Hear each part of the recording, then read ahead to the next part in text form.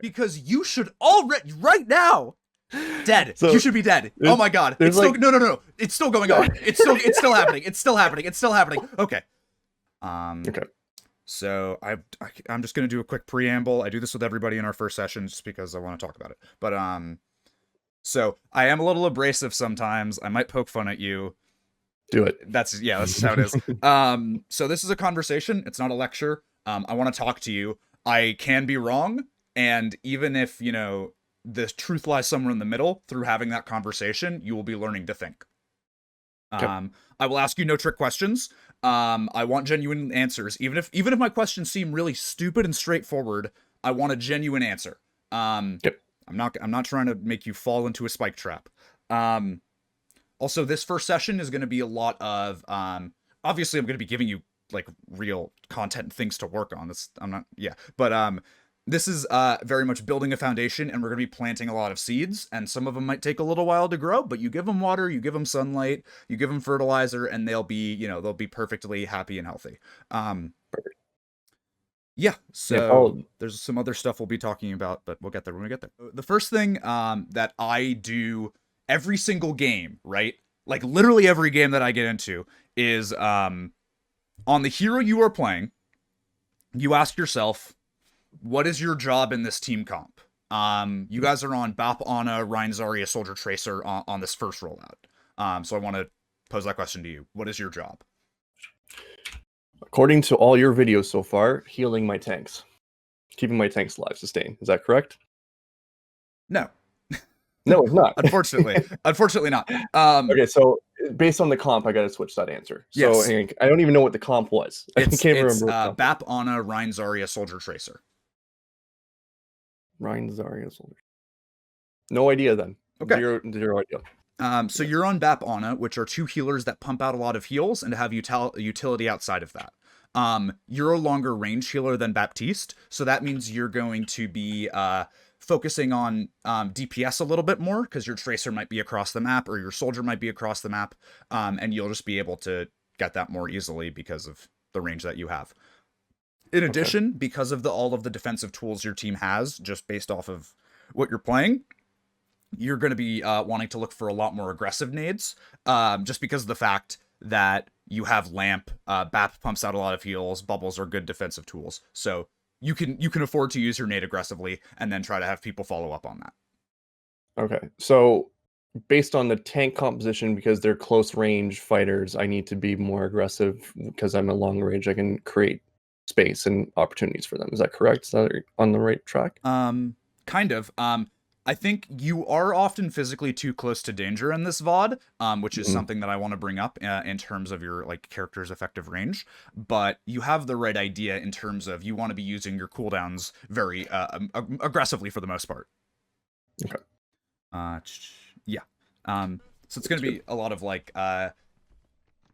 aggressive nade usage. I actually think you have pretty good nade usage. Your sleep usage is something to be desired. Yes, or at least a lot to be desired, but I've wrote a lot of notes on that. Yeah. Cool. So walking out this first fight, you see people rotate right, you guys go mid. You have already made a mistake. Yeah. I shouldn't be peeking and trying to challenge this at all. I have no idea what the comp is on the other end. It could be a Widow, and later on in the VOD, we'll see that the Zen is on fire, firing through his teammates and picking me off, and I shouldn't be doing that. Yep, you spend a lot of... it's like, until you know what risks you can take, you should not take any risks. And exactly. Right now, when you can't even press tab and check the enemy team comp, everything is a risk.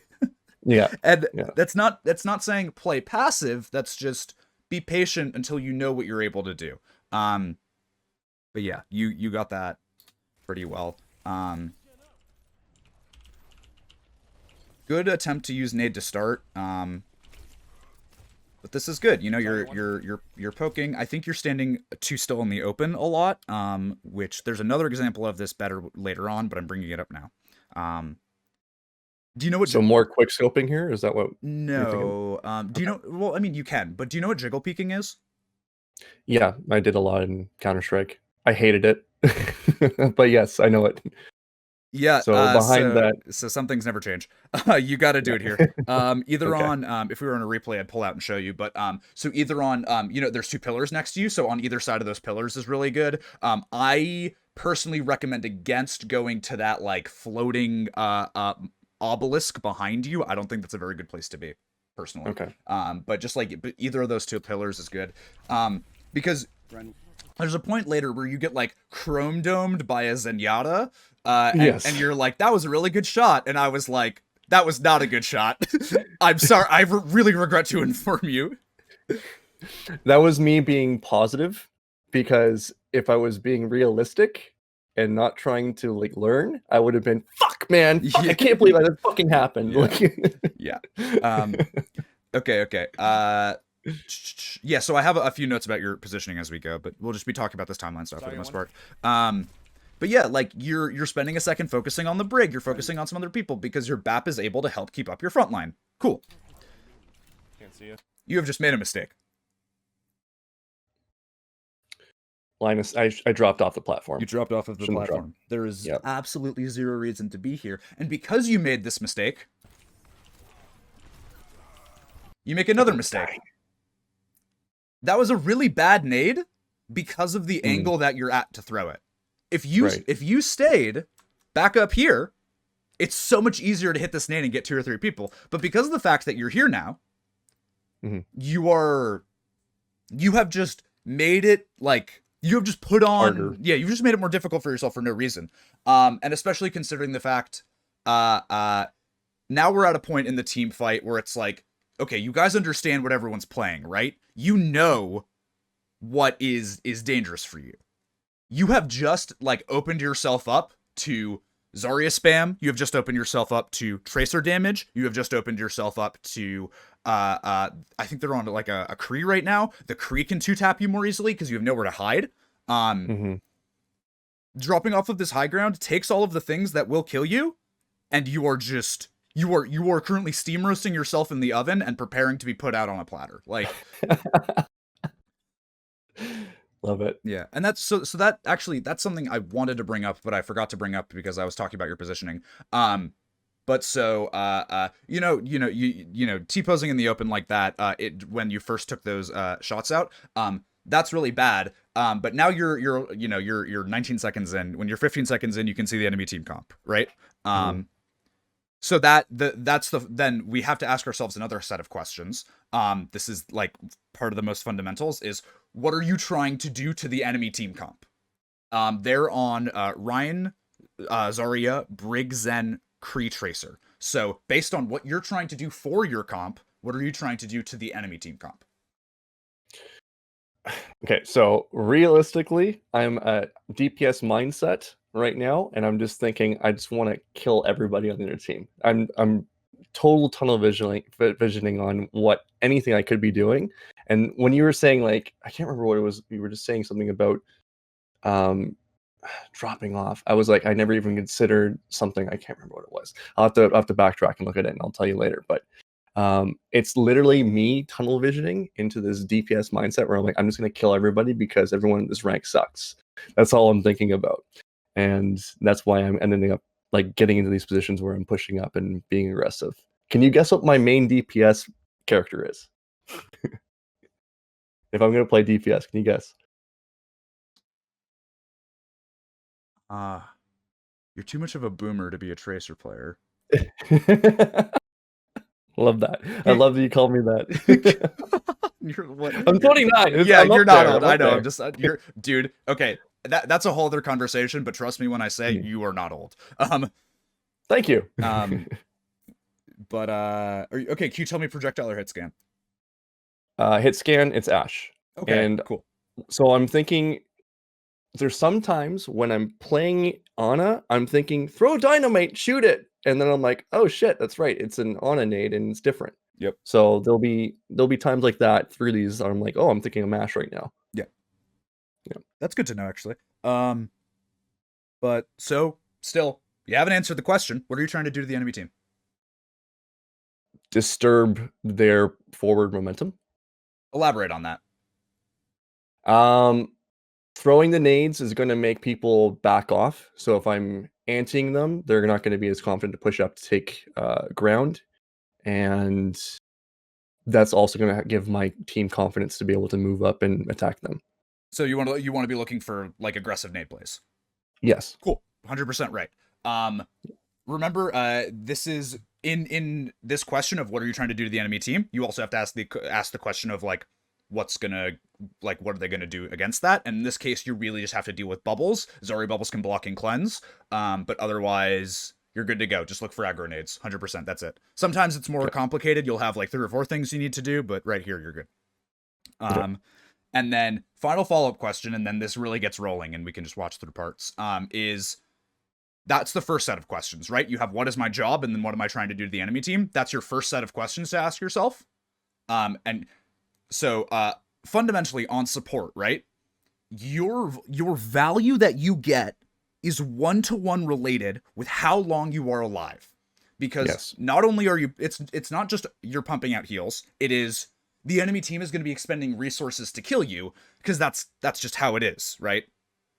And then the more resources they expend to kill you, the longer you're alive, the more resources they're wasting. So the question is, what's going to kill you, and how is it going to do it? So I'm posing that to you right now against the comp that you're on. Well, knowing Tracer's going to be moving around the map really quickly, trying to find areas that you can flank. So I need to make sure I keep my sleep, which I don't halfway through this VOD. What else we got on the other team? Zen can do a big right click that can throw shit across the map and end up killing me. So I need to make sure I'm careful of that. Kind of like I wouldn't peek a widow. Am I on the right track so far? Yep. Okay. I can't remember the entire comp. What was the other? What's the other team comp? Rein, Zarya, Briggs, and Kree Tracer. Briggs and Kree. Kree can 2-tap me if I'm giving him a really good angle at mid range. So I need to make sure I keep long range for that person. Yep, that's 100%. Those are all 3 of the things you need to look out for. Bam, got it.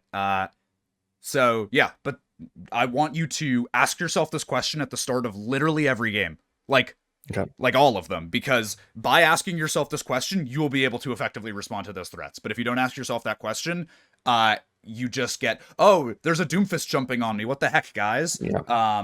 And that's one of those things where it's like, it's really simple. Of like, by asking yourself this question and taking what is normally a subconscious reaction and then turning that into a conscious thought, you are able to respond to it more efficiently. And then it goes back to being subconscious when you learn properly how to do it. We're gonna keep going though. But yeah, so you drop off of this high ground, incredibly suboptimal. Can't see you. And I've already written down my notes but I've also written down a correction after we win this fight, and I didn't do it.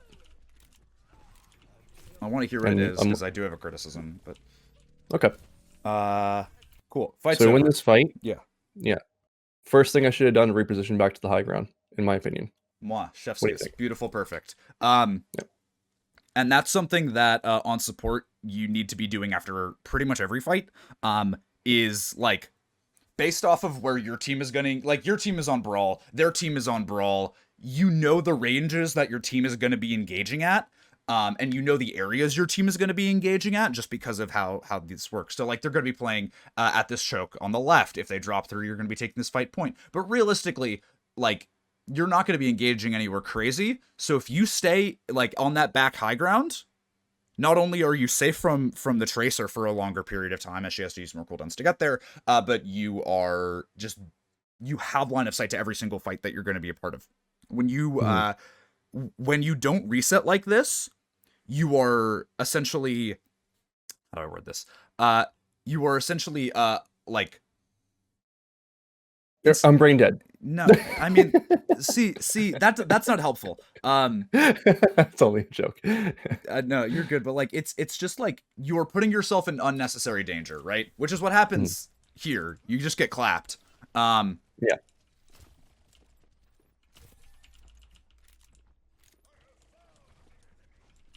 What kind of headphones do you have, by the way? Are those, you got good headphones? Logitech, I think it's G5. Those are fine. G33. I can't remember. I'm such a boomer. No, It's fine. been so long since I bought this. But yeah, G332. Okay. Yeah. They're okay. You have issues responding to sound cues. So on the question of what's going to kill you and how's it going to do it, one of those questions is like, this is like a little more this is like a little more like esoteric, but like, how do you know it's going to do it, right? Like, if you see somebody use a certain ability, you say, okay, that's something that's going to try to kill me. You need to be listening a lot more. Because this Zen is charging up 5 orbs and launching them out. I could not hear that. And then like, first of all, this wouldn't be as much of an issue if you reset properly. You didn't play in these open silence, but you know that. But I think you need to pay a lot more attention to sound cues, because sometimes your situational awareness is lacking, not because you are, I don't know, not because of anything bad, but just because like you don't really listen for these things that are very important. Yeah. You got one healer. So, like, Zen charging up a 5 orb, sometimes it gets lost, but it has a very discernible noise. Yeah. And I think you need to be a lot more conscientious of, like, so when you ask yourself the question of what's going to kill you and how's it going to do it, that, like, what does it sound like is going to be part of it, because you're going to be ready for it. But that's just, I'm going to be bringing that up a few times because it happens a few times, but that is something it's about to happen again. You need to be, this Tracer is shooting next to you. Also, you see that Zen? I want to watch this again. Watch their Zen really quick. He's charging up a 5 orb, walking across this sight line. Trying to get me again. You are lucky that you are not dead. Yeah. You are lucky that your Tracer inted, so he had a juicier target to shoot at. But he wanted to hit you. And you just, like, didn't really take that into account. Yeah. Fine nade usage. Terrible sleep. I disagree with it, but I don't hate it. Like, I understand the thought process behind it. It's, I want my Rhine to go kill their Rhine. I'm going to sleep their Rhine for the mini stun, and then he can kill their Rhine. That's fine. The issue is not tracking threats, because... Yeah. Tap, tap, tap, tap, tap, tap, tap, tap, tap. Tracer walks up the stairs. You have half a clip dumped into your head. This is, very short follow-up example, one after the other. Is just, like, you need to be listening more often. I feel like this is something that I can't really stress enough, as silly as that sounds. And then you don't have sleep for this engagement because you used sleep on their Rhine. But there's a lot of things where it's like, by asking yourself the questions of what's going to kill me and how's it going to do it, you're going to know to save sleep for their Tracer because you've thought about it. Right. It's like how that nade would have been easier to hit in that first fight if you didn't drop. It's like an ounce of prevention is worth a pound of cure. Like, you wouldn't have had to deal with as much stress in that engagement if you knew how to deal with the Tracer to start in that fight. Right. You are T-posing in open sight lines and taking unnecessary spam damage. You don't like jiggle peeking, but you got it. Yeah, right now. But you don't like jiggle peeking, but you got to do it. Never mind. No, don't do it, because he's gonna trank and you're gonna waste it. Don't do it. So I have a bad habit from Crossfire, which is the one that Andre/Baby Bay came from. Yeah. And I think I played the best Crossfire. way... You played it? Yeah, I think, like... So you know how bad the interp is in that game, right? I was like 12. It was... Okay, so basically you swing. That's how you win fights. Swing as wide as you possibly can, because your character model ends up popping up 10 seconds later or whatever it is. It's stupid. So I have that bad habit ingrained. That's why jiggle peeking has always been a pain for me. So if you have any way of me practicing that in like a workshop, I'd be happy to do that. I actually think that it'd be really good for you and I at some point to just hop in a custom game and do like some movement stuff together. Sure. Because as a guy who's played this game way too much, oh my god, there's a lot of stuff about just like how you move your character that is not something anybody will ever teach you. So I think that's something I think we can put on the back burner, but in the future, I would really like to do that. For sure. But I think the most important thing right now is just like being conscientious of certain sightlines, as you start to more consciously play around threats, stuff like playing in these open sightlines are things that will be mitigated to a degree. But that's just part of improvement. As super basic as that sounds. Like where you're standing right now, I think you're already too far up. And you do get punished for this, but this is a moment where I want to talk about the effective range of your character. You guys go for a nanovisor this fight. That's really cool. Your mistake is you keep walking forward. Yeah. Why? I don't know, man. I don't know why I'm doing that. Maybe that's like McCree play getting in my head or something. I don't know. Well, but maybe I have a question for you. Yeah. What hero are you playing right now? I'm playing Ana. I need to play back. Yeah, so that's not McCree. I really hate to break it to you. I really hate to break it to you. Damn it. I thought for sure it was high noon. I regret to inform you that you are not on McCree. But yeah, so Ana, because of the fact that you don't have damage fall off, the only limitations are sleep dart, because that's a projectile. But realistically, you're not going to be cross-mapping a sleep dart most of the time. Or you shouldn't be cross-mapping a sleep dart. What you do is very different from what you should do. Sorry, that was kind of rude. But and your nade usage, which if you time it correctly, it doesn't really matter, because nade doesn't need to be precise most of the time. You just kind of have to get the idea of where you want to throw it, and then you throw it. So you have infinite range. You are an infinite range hero right now. You could be in fucking Alaska, and this could be a game taking place in Florida. Who cares? Like, you often get much too close to danger, because I don't want to, like, you know, I'm not a psychologist. I'm not gonna like dig into your brain, but I don't know if it's like you're afraid of missing, so you try to go close to make the target bigger, or if you're just not super comfortable with character movement.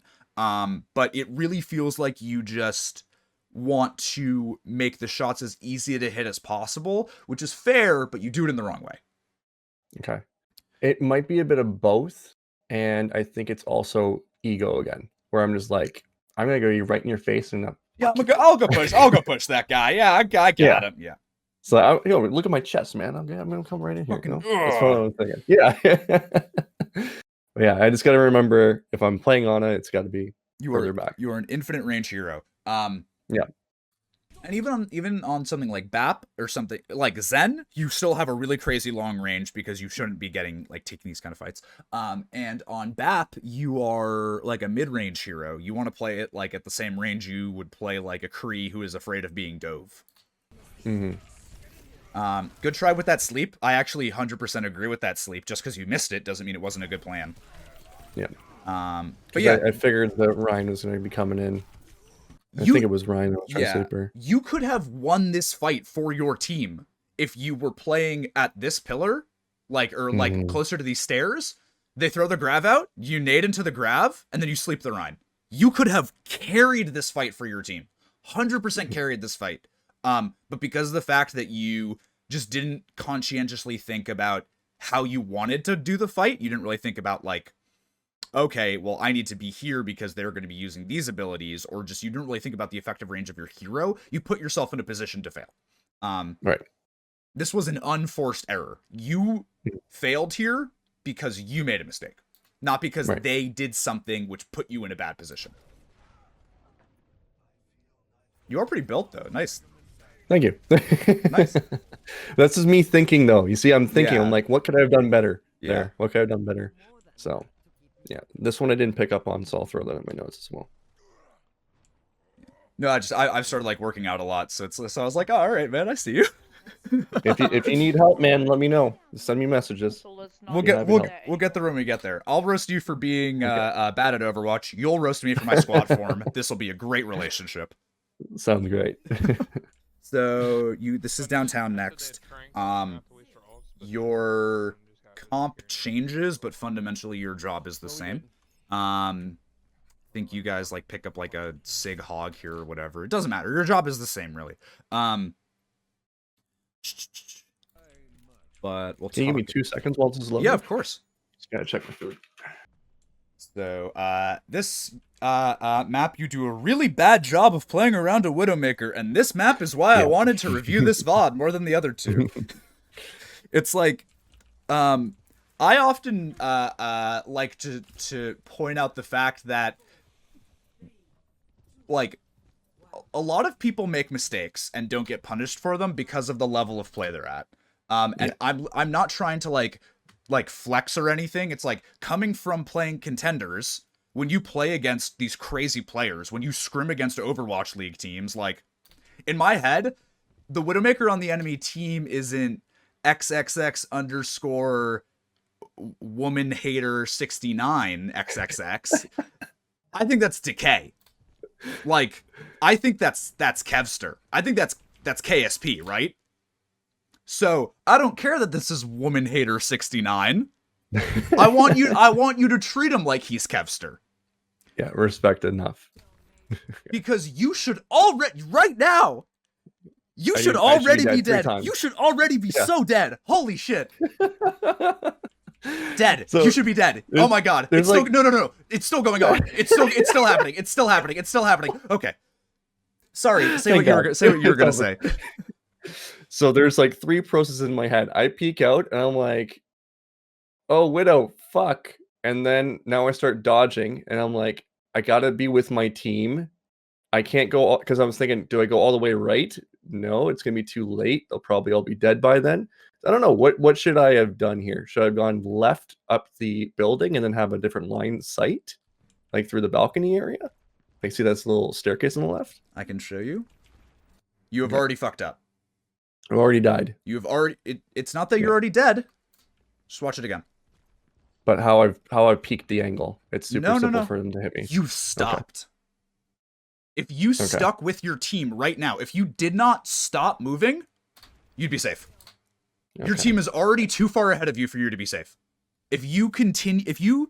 So I think that in later fights, right? And in positions where everybody's already set up, it's very comfortable to take a longer angle and be in a much safer place away from the danger, 100%. But in these first fights, the second you see that Widowmaker, your brain goes, walk with team. Like, it shouldn't even be something that you think about. Okay. It should just be, keep going. Because right here, like, it's already too late. It is already too late. Yeah. The only way you could reasonably pull this back is you either say, hey, can you shield the Widow so I can cross? Which I know you talked about not having great communication, but that's something that's, I think, should be worked on at another point. Right. Because that's a whole other thing. But you either say, hey, can you shield the Widow so I can walk? Or you go into apartments right here. Yeah, so and then you late peek. You just wait for the fight to start, and when you can see the Widow shots, like move, right? You can see the angle where they're coming from. If you see the Widow shooting at something else, peek out and start to rotate. But the second you stop here, it's already too late. It's already too late. But yeah, this is one of those things where it's like I watched this fight and I audibly gasped. So that shot there was me trying to distract him enough or put pressure on him so that I can move around a little bit faster. Okay. I wasn't trying to hit him, but I was just like, here, let me shoot at you just to like freak you out a little bit. I believe that the shot you are shooting has the exact opposite effect. Okay. Just as you can see the Widowmaker tracer of the bullet, she can see yours. Right. So you are just kind of you are putting a big spotlight on where you're at, and you're saying, hey guys, shoot me please. Look at me guys, you can shoot me. You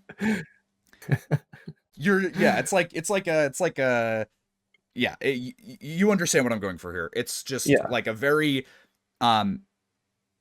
your response to a sniper should just either be like, in this scenario at least, it's just you stick with your tank line until you're in a safe position to fight. Because I think that you guys should have lost this fight already. But still, it's good to ask yourself, you're 15 seconds in, still good to ask the question of what's going to kill you, where's it going to kill you from. It's the exact same thing, except now they have a Widow instead of a Tracer. I think they swapped to Reaper at some point too. But same exact thing, and you still have the same job in this comp. Yeah. Perfect. Also, I If I think had saved my nade, I could have maybe thrown it on the ceiling. I saw ML7 do that recently. I was like, oh, I like that.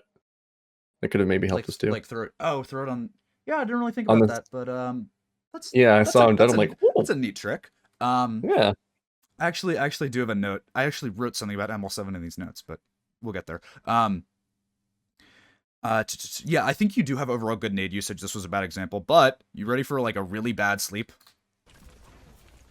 Yeah. What the fuck was the point of that? I think that was Baptiste getting in my head and thinking left shift, I can heal everybody on my team. Well, I have a question. Okay. What hero you're playing right What now? character am I playing? I swear to God, it's Baptiste. He looks great. You know, he got the biceps like this. You know, he's good. Well, I regret to inform you that this is Ana. She's like a 70-year-old woman. And yeah, don't do that. Okay. Like, oh my god, I did that in Goats Meta so often. I just like sleep shields and be like, I'm gonna hit this Ryan, because the one time it happens, you just win the fight, right? You just win the fight automatically. Yeah. But it doesn't happen. It happened like twice ever. It's never gonna happen. Oh, I'm yelling because I need to stop doing it too. But yeah, this is super like. I literally need to like drill it out of your brain. You will never sleep the Rhine when he drops shield. It is not going to happen. Okay. Do not do it. All right. It's gonna happen like once, and you're gonna feel validated. Just don't do it. This is gonna break your heart though. Okay. Okay. We go over every single silver game I've played in the last week. I have slept the Rhine 3 times in every single game. Well, so I'm getting a yes, not these ones. Well, but if I go over the other ones, I absolutely steamroll. I I have done it. I got a question. Do you want to be silver? Should you? No, I do not. Well, so then why? Stop. Well, yeah, exactly. What works? I'm just saying that's where it comes from. That's where it comes from. It's the bad habits that I need to stop doing. That's what we're doing right now. Also, you peek a little too far out here, and I think that I'm not saying you should be dead, but you really could be dead. Could be because like there's like the only reason you're not dead is because of this very nice piece of glass here, that will block one shot for you. Oh shit, he can see me there. I didn't even see that. Yeah. Holy shit. If you want to keep this Kree alive, you stand further back on the stairs and you jump so you can hit him. Okay. But yeah, you're in line of sight of the Widow right now. Mm-hmm. Didn't even see that. Yeah, this is a sightline that you were not very conscientious of. Mm-hmm. This is lack of experience right here for sure. Yeah. Yes, you just start learning the maps over time. And actually no, I'll talk about that later. There's a better. Did it again? Was it the same? Is it? I thought it was the same thing. I swear to God, it was the same thing. No, you do it. No, you do it twice. That being said, don't fucking do it. But here just like on the question of what's gonna kill you and where's it gonna kill you from. You know where that Widow is, right? She's in the same place she was. Mm-hmm. Bang! You know where the Widow is. You can triangulate it in your brain like a sound wave. And then it's like you forgot. It's like you're a baby who doesn't have object permanence. It's like I hid my face with my hands and then I peekaboo and you're like, what the fuck? Where did you come from? Yeah. Like this is just like this is an ego peak. Yeah, I know that it's like this VOD happened in the past and you're probably going to be better about this, but I stressing it once again, like also, oh my god. I want to take him out. I got him. Oh, I'm bloodthirsty. Fuck yeah. Oh my god.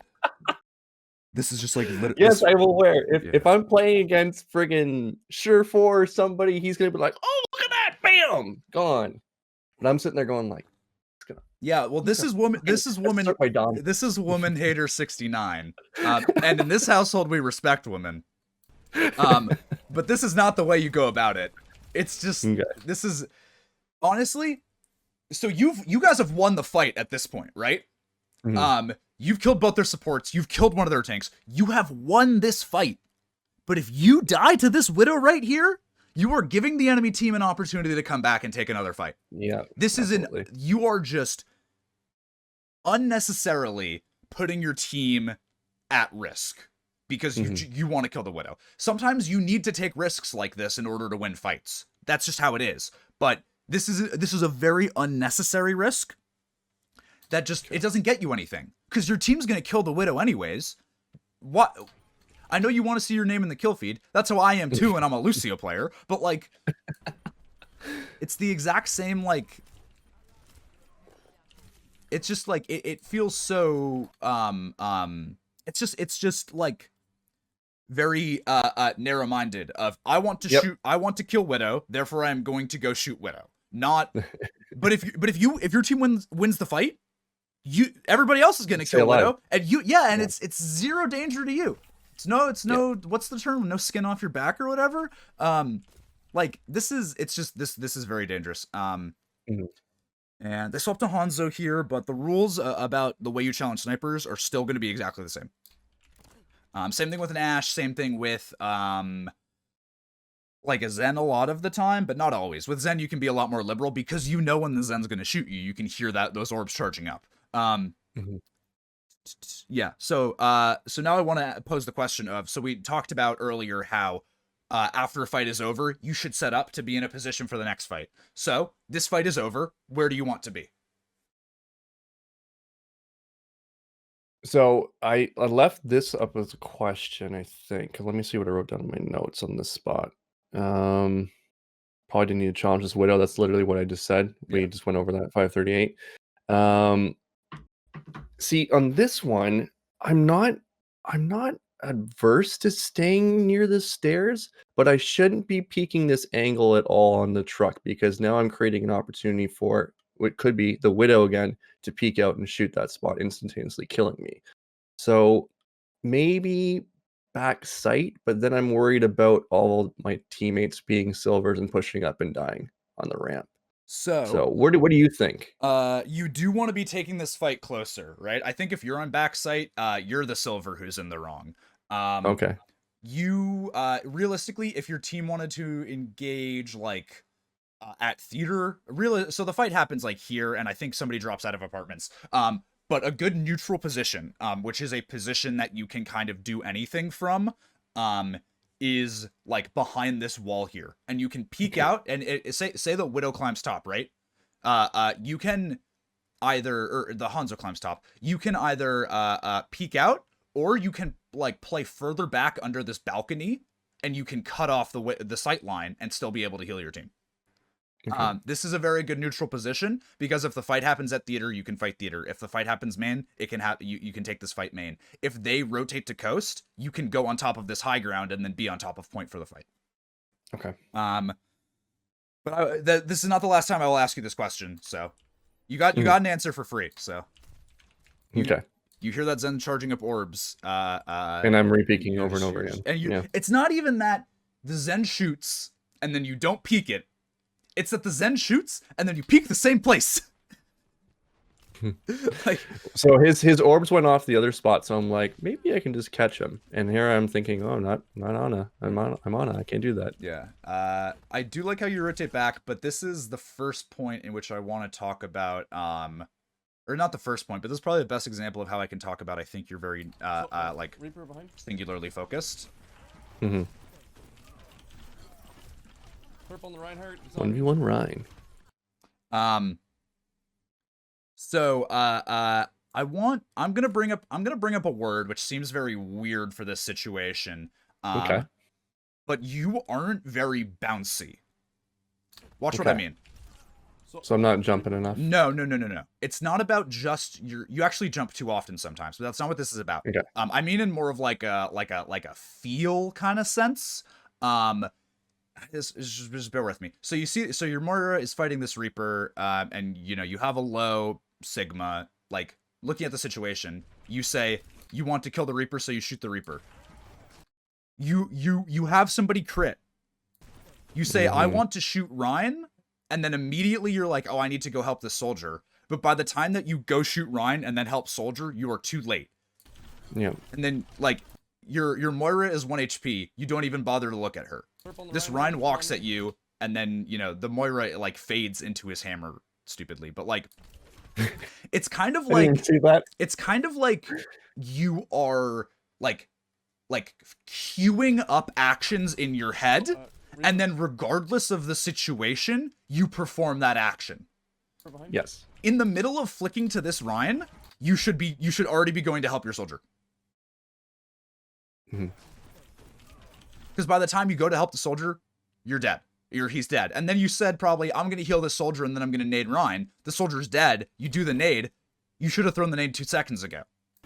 Yeah. And then it's, oh, we need to kill the Ryan? Okay, we're going to keep shooting at the Ryan instead of taking a second to look at your Moira, instead of, you know, going for that nade earlier. It's like you've queued up these actions in your head, and you're like, I'm going to execute on these actions regardless of what happens. Yeah. Yeah. And that's just like you're not bouncy. If I toss an action onto a trampoline, I want it to, you know, spring up and down a few times while you swap between what you're doing. I don't want it to just go up and down. Okay. That's a good point. And I've kind of conditioned myself to learn that way with all the games I've played, with things in my life where I'm like, this is how I'm going to plan it. I'm a planner, and I want to see this all happen. But now I see what you're talking about, because like in this game, it's much more fluid, and you need to be able to adapt to what the other team is throwing at you at that point and what's going on. So really quickly, this is where I talk about ML7. Let's look at ML7's YouTube channel really quick. It's just for a better example of what I mean. You can judge my subscriptions, but whatever. Does he just have a video of him like playing Ana? He's got a whole series where he goes from plat to Grandmasters. I watched all those yesterday and the day before. Let's just watch this like random stream highlight, okay? Like, do you notice how like he's like, well, first of all, he's like, he has really good situational awareness. Like he looks around at like 5 different things that are happening. But it's a lot of like, okay, so like he notices he's moving around a lot because he needs to be ready for whatever is going to happen. He like he looks up to heal his Genji, and then he realizes he's not going to be able to heal the Genji in time. So he goes to heal his Lucio, and then he's ready to heal his Genji when he goes in. He dies because he's an inter, but it's like, he's not just responding to a situation based off of what he's seen. He's kind of like being able to bounce around between 2 or 3 things that might end up happening at any moment. He's not like committing himself to being like, I need to walk in and heal this Zarya. He's like, oh, well, now my Junkrat's low, so I'm going to go get that Junkrat really quick, and then I'm going to go look at this other guy, then I'm going to go look at this other guy. Because he's like ready for whatever's going to happen. And I think that if you were able to like juggle your target priority in this last fight a lot better, between like, you shoot a shot at the Reaper, you shoot a shot at those clips weren't very good examples of it, but like he does it at like a bit of a base level. But like, you shoot a shot at your Reaper, then you shoot the Reaper, then you shoot a shot at your soldier, then you shoot a shot at the Rhine, like, and then you go back to your like soldier. You bounce around between those things instead of just saying step 1, shoot Reaper, step 2, shoot Rhine, wait until Rhine is dead. Once Rhine is dead, step 3. Like, it should just be like, it shouldn't be queued up. I actually do like how you position here, because like the enemy team has a Hanzo and you're like, okay, I'm just gonna stick by my shield. But this was good. This is pretty good. Not for how you stay here for too long, but so here's another question with an experience. How much healing does an Ana dart do? I haven't even like calculated or looked at it yet. I know they changed it a while ago. I'm 90% certain it's 75. 75. Okay. And okay, so now I gotta like think about it with the characters I got in front of me. That helps a lot, because then it helps with my timing. It's 70. 70. Okay. They changed it. So yeah, that helps with my timing as well, because part of that situation could have been like, is there anything I can even do? Maybe, I don't know. Maybe that's what I was thinking. But no, there's a lot of times on Ana specifically where it will be like, this guy needs help, this guy needs help, this guy needs help. You have 3 people who are in positions that need help. And then you need to like, this is something that comes intuitively with like a lot of practice and experience, but it's like, you just kind of take a glance at the situation and you say, I need to put 1 dart into this guy, then a dart into this guy, then a dart into this other guy, and then a dart back into the second guy, and then back into the first guy. Because you are able to say just like, I know how much damage they're going to be taking, and I know how much I heal. That was painful. It's whatever. I don't see. Here's the thing, right? I don't care about that. I don't care because that's something that was like you made a mechanical error. Okay. Yeah. It'll be back in 5 seconds. Yep. You are. This is once again standing in the open for much too long. Much too long. Okay. Much too long. Goodness gracious. Ah. And then you drop here because there's nothing you much can do. The kill on the right. I was like laughing in my head so hard. It's like, how'd that happen? Like, I can only imagine how pissed off he was. And this was upsetting too because I repeaked it. I said in my notes, why did I repeat? You lived. Why did I repeat? Yeah. You shouldn't have. You should. I mean, you shouldn't have even got here, right? Like. Yeah. But you know, it's whatever. You shouldn't even got there. Then this, we're gonna skip this next fight because your team, it's just bad. It's just a bad fight. Yes, and I agree. I I know what I did wrong there. Yeah. That next fight. Well, actually, can we go back to that? I have something I want to ask about that. The right decision on this one, a little bit further back. Should I have been on the right wall on this ledge here on the right? Should I have just gone to the right? You mean That's like what I wrote down. go coast? Well, so go press play, and I'll tell you what I'm talking about. So I go down the ramp, and then I should have hugged the wall on the right. That's what I'm thinking. This wall right here? Yeah, and then keep going. And keep going into the site. You could have. That's what I was thinking. Realistically, yeah, so that's ledge here. Realistically, the way you win this, the way you do this properly is you say, hey guys, your Ana's not back yet, don't go. And then you set up with them. Okay. Shouldn't even have been in this position in the first place. Ounce of prevention, pound of cure, you know? Okay. That's why it's like, it's not really a big deal to talk about this fight, because the fight just shouldn't have happened this way. Okay. And then they're like, we're gonna combo High Noon and Flux, whatever. And then I think you kind of get carried in this last fight that your team wins. Okay. I want to go to Mecha Base because there's a better stuff to talk about on Mecha Base. You stick Ana. I was considering switching back. Yeah. I think the Ana is better overall. But it's whatever. So your Sig takes a weird long rotation, whatever. This guy just says, I'm fucking going. Yeah. I called out. I'm like, hey, you guys might want to wait for your tanks here. Yep. But I don't know what our tanks are doing at this point. So this is probably you being a DPS player, but I think you have pretty bad situational awareness in terms of who needs help. You might want to wait for your tanks. Okay. Your Moira is low. She is waiting for heal. You do not heal her, and then she repeaks and dies. It is her fault that she repeaked, but it is your fault that she died. Okay. And then there's another moment with a Kree later.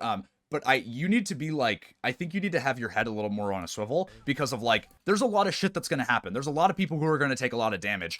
And right here, you just like that's just whatever. You can't do anything about that. But there's a lot of just like, especially now that your Moira is dead, I don't care that you killed that Junkrat. I don't give a shit because you should have been making sure that everyone on your team was okay before you went for something like that. Mm-hmm. My mindset with that was trying to even the numbers as fast as possible. That's all I was thinking about. Because at that point, I'd already made the mistake of not saving Moira. Yep. But I know it doesn't matter to you right now. It doesn't matter. Especially because that's not your job. Your job isn't to even the fight. Your job is to keep people alive. And you can go for, and that's not saying never go for an aggressive play, right? But in this situation, you should have tried to keep this guy alive. Here's our second example of it, of you having poor situational awareness in terms of who needs help. That Kree was critical when you last saw him. The one on the right? Yep. Watch. It happens quick. He's critical. Oh, we didn't even see that. I scoped in. Did not even see that. I know you didn't see that. Yeah. So I needed to be back more. Yeah. It's not even just that you needed to notice it happen on your screen. It's you need to be ready for, like, if your Kree is peeking top like that, there's a good chance he's just going to take damage regardless, right? So when someone goes for that kind of play, it's like, you know that guy's going to be taking damage sometime soon. There's this whole concept of the mental projection, which is not something that I'm going to introduce now because that's like I could talk about that for like 2 hours. But essentially, I think I know what you're talking about. Yeah. That's a book? No. It's just a thing that I read it in my book. Oh, maybe you read it. I don't read books. Actually, I take that back. I read books about like Warhammer 40K and everything. Good for you. That's who I am. But essentially, it's like when you see something like that happen, when you see a Kree peek out like that, it's like when you're playing Brawl and your Reaper walks in. Before that Reaper takes damage, you know he's gonna take damage just because of what's happening. When two Rhines are swinging on each other, you know how much damage they're gonna be doing to each other. When this Kree peeks out top like this, you don't really... Look at his shield! Look at his shield! It's so... Look at his tiny shield! Oh, okay. I was like, what are we looking at? Sorry. Whew, okay. It didn't measure up for you, did it? It's so small. It's so tiny. Look at the baby shield. Yeah, but so you should recognize that like that guy's gonna be taking damage. And right here, that Kree peeks out in a way that's gonna make him take damage. And also, you see him again, and you just like don't really look at him. And I know your Moira is healing him, but habits. I think that quick word of advice is you do this a lot, where you have we're gonna give it a sec, but you pretty much have nade ready to go, right? Yeah. But instead of saying I'm gonna go for nade and then try to keep my team up so my team can run over their team, it's I'm gonna do damage to a guy because you didn't have nade, so you queued up kill Zen and then you queued up nade the enemy team. So the Zen pops in Q, and it's like, well, I can't kill the Zen anymore, so now I'm gonna go for nade. Right. But this is DPS mindset for sure. Yeah, it's like you know you put that in the queue, you clicked it into the queue, and then started going, and then it took you a second. It was a bit rude, wasn't it, mate? Okay, fight's over. Where are you setting up? High ground. You were already on high ground. There are 2 high grounds on this map. Left side, I would say. You disagree? There's a lot of silence. I think I disagree. Okay. Just because of the fact that you have a you can play this right side, and your team sets up on this right side. You playing over on that left could be okay, but it also opens you up to a lot of unnecessary pressure potentially. If they come left side, you are forced to rotate across an open sight line in front of them, because you need to come back to you need to cross back over here, right? If they walk up that bridge on the left, and so you're putting yourself in danger. If you're here and they come on the right side, you can still take the fight there. I think you're in a good place right now. Wasn't a trick question. You're good. This is good. Yep. Did it take you a second to recognize that there was a Rhine there? I didn't know what I was thinking here. I looked at it again and I'm like, I'm not really sure what I'm trying to do here. Yeah. I feel like this is again DPS. I'm like, oh, here I have an opportunity to throw some damage in there. Let me throw this here. It's no. It's just I think you have a difficult time. Sometimes like this is gonna sound like really patronizing, but like I think you sometimes have a difficult time like recognizing a threat. Yeah. Or like what's going on in a situation at a glance, because like that Ryan, he should be dead. You guys should have killed him, but he just like walked through 4 people, and instead of like doing anything about trying to focus on him, you just kind of like, I don't know. And it happens like right here too. So you go under here. I think going under here is okay. I would rather you have peeked back and gotten the mini that was still on high ground, and then been able to continue this fight. But that's not important. So you recognize I need to be safe here. What was... I think I want to queue up a sleep here on Zarya, the next one. She just takes a leisurely stroll. She is taking a walk in. She's taking a walk in the park right now, and instead of being like, "Oh fuck, that's a Zarya," and immediately trying to nade both of you and like respond, you're just like, "Oh, here it is. When did that get there?" She just she just fucking crip walks across your screen. and then you have to like take a second to be like, oh shit, that's what's going on.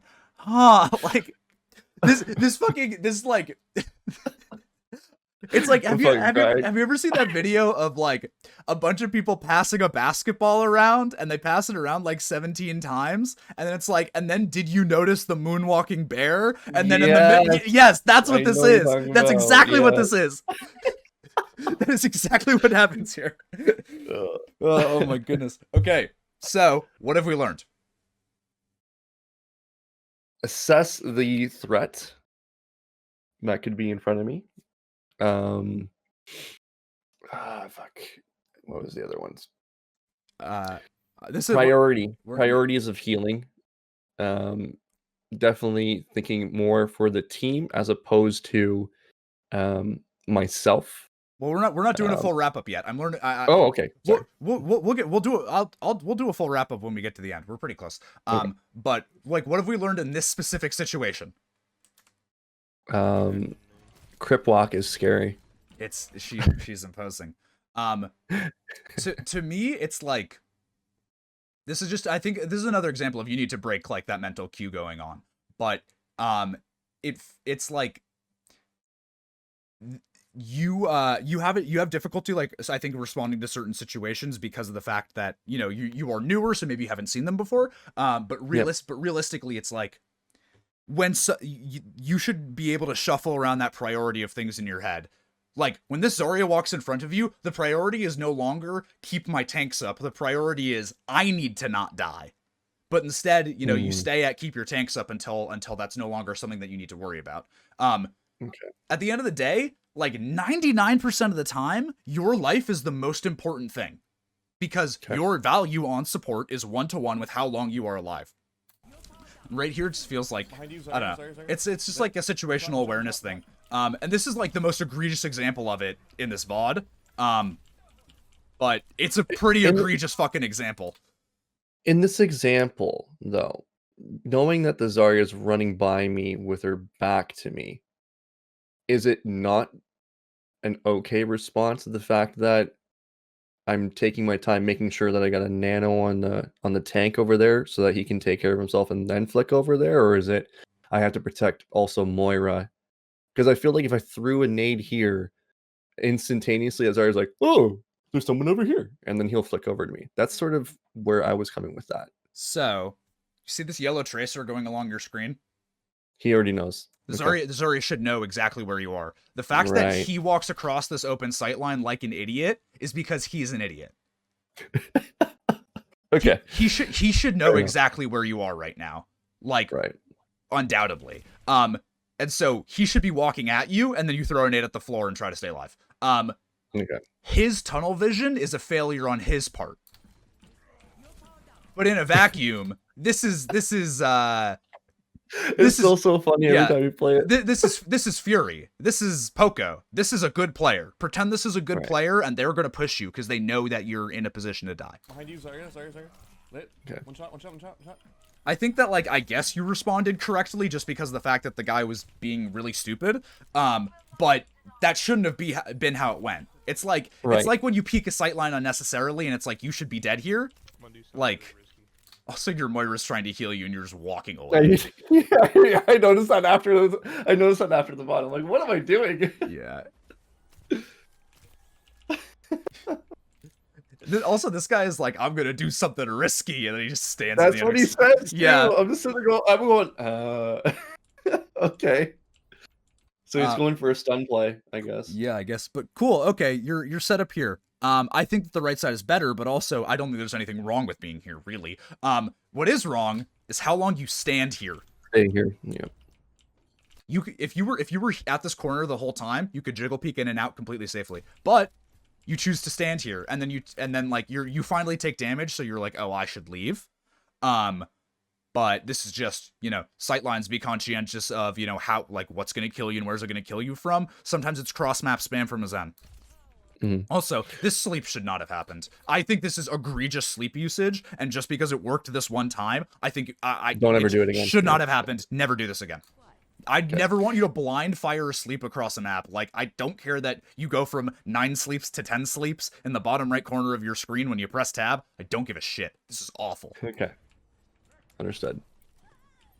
Thank you. I know that sometimes I sound very serious. No. I like that you're passionate about this stuff. This is good. This is like me with personal training. So. Yeah, this is a good response to this grab. I think it's a little late, like right here. The second they hit this Trank, I think you jump and you throw the nade at the back of the stairs. Just because at this point, at the time you've thrown this nade, it splits up. They all split up. But like, I think if you jumped and threw it, you could have hit the Rhine too. It's a big maybe, right? But it's just sometimes like... Sorry, go ahead. That is me not understanding what can happen with the Trank too, because my original thought was when someone does a Trank, everyone's invincible. Nope. Because I had no idea. So when the way Trank works is that the Zenyatta is invincible. The Zenyatta cannot die. But everybody in line of sight of the Trank in this, in this clearly defined area, it gets 300 health per second. But you as an Ana player can stop that.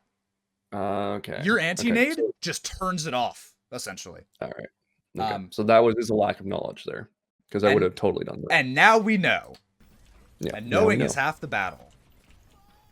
And then this is where things get interesting. This is This is the worst thing. I don't know how the hell I'm still alive the entire time. I'm sitting there going like, how am I alive right now? What's going on? This is just not right. So first of all, bad drop high ground. Bad. You had a good position and you were throwing it away. This is just like in that first fight on the first point where you went from being in a pretty good place to steaming yourself in the oven. Nice. Okay, so you sleep the Zen. Cool. Should have ignored at that point and then fight someone else? I think you either should have jumped off the map because this fight is over. You lose this fight. It doesn't matter. Yeah. You kill this Zen, it doesn't matter. You lose this fight. Right. You either no, there's no other response. You should jump off the map. But I do want to talk about the way you kill this Zen, because instead of the way you normally kill somebody who slept, which is you stand behind them and then you shoot, nade, shoot. You instead choose to stand pretty far away in a place where they can see you easily. Stay on it. And him missing those shots, like, I don't know. I said it before, you should be so dead right now. Like, and honestly, I don't even think it's necessary to jump off the map considering the fact that you do kill this Zen, but you shouldn't have killed this Zen. The people they had here should have killed your team. This should have been over.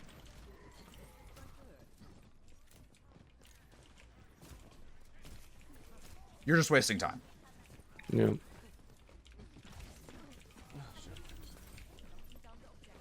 Moira's on me. Yeah. This you is like all my chair dancing when I do this too? You know, moving around with the character. Yeah, I used to do it a lot too.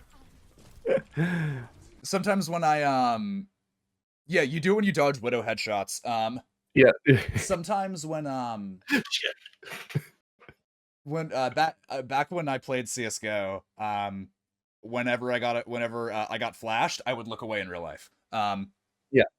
Because that's just what I did. But yeah, and it's like, here's the thing, like, it shouldn't have even got to this point, right? Like, but you are in a position to stay alive. This Moira wanted to help you. She is your lifeline here, and then you just like you walk to this side and then you walk back, and if you just walk, because like you can't dodge a Moira shooting you, right? You're not going to be able to out AD spam a Moira because it's just not how that works. She just hits you. But you said, oh, I'm going to try and juke this Moira out, and then you die because of it. Right, okay. That's just a word. Oh, yeah, and a word of advice. If you are in a pure 1v1 scenario against a Moira, unless you are trying to move out of the range of, like, a damage orb, stand completely still. Because she's going to hit you no matter what, and if you're standing still, you are making it easiest for you to hit those shots. Okay.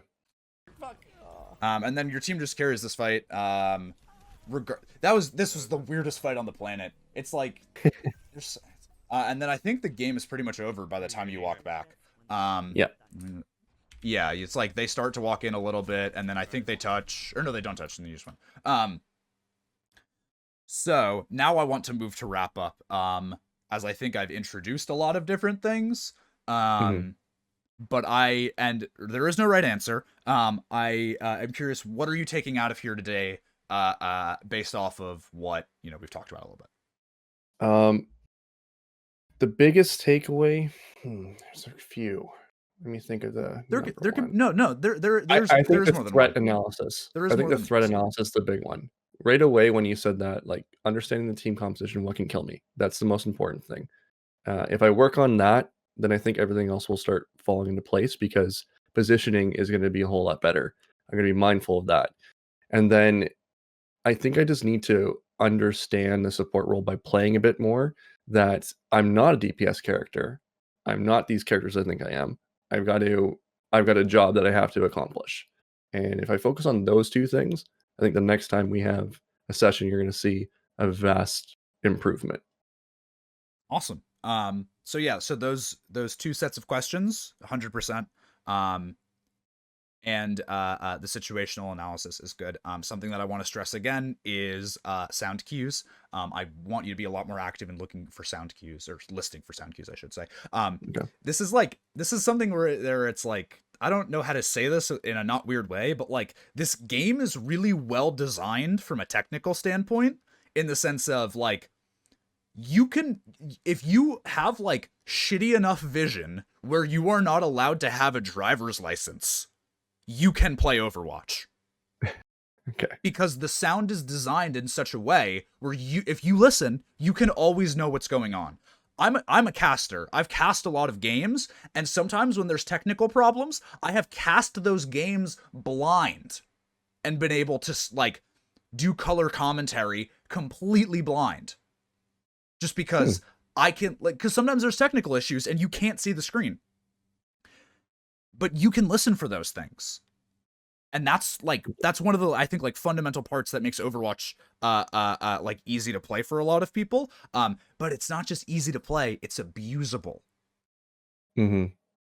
So listen for sound cues, very, very important. And then, yeah, so I talk, and even if you're not like fully taking them out, there are a few things that I brought up, which I want to touch back on in the future, but I'm glad that I brought them up now, so that when I talk about it at some point, you're at least able to say, oh, well, we talked about that. Right. Okay. Is there anything else that I wanted you to take out of here specifically? I think you have a pretty good grasp on what I wanted to talk about here, which is very good and nice and cool that I don't have to say it like 15 times.